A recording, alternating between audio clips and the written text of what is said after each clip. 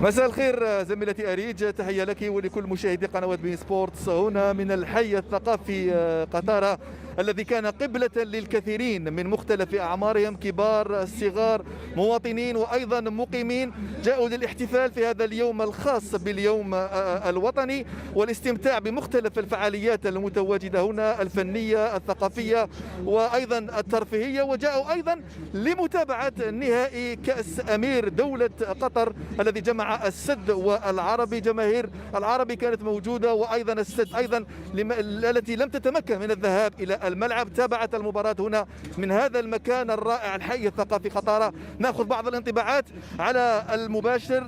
مبروك السد أخذ كأس الأمير اليوم، ماذا يمكنك أنت؟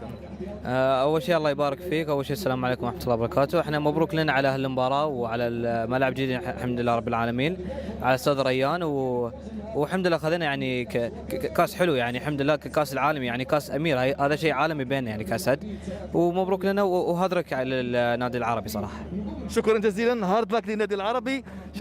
شفنا حسره كبيره عليكم بعد نهايه المباراه في ملعب مونديالي اليوم ونهائي كبير جدا. اولا بسم الله الرحمن الرحيم، الصلاه والسلام على خير المرسلين. حاب أبارك حق سمو الشيخ حمد بن خليفة على نجاح كاس العالم، كاس الأمير على الملعب الرائع، يعني شيء تحفة، شيء ينافس عالميا. والسيد عيسى الهتمي المصمم والمنفذ على كاس الأمير، صراحة شيء إبداع.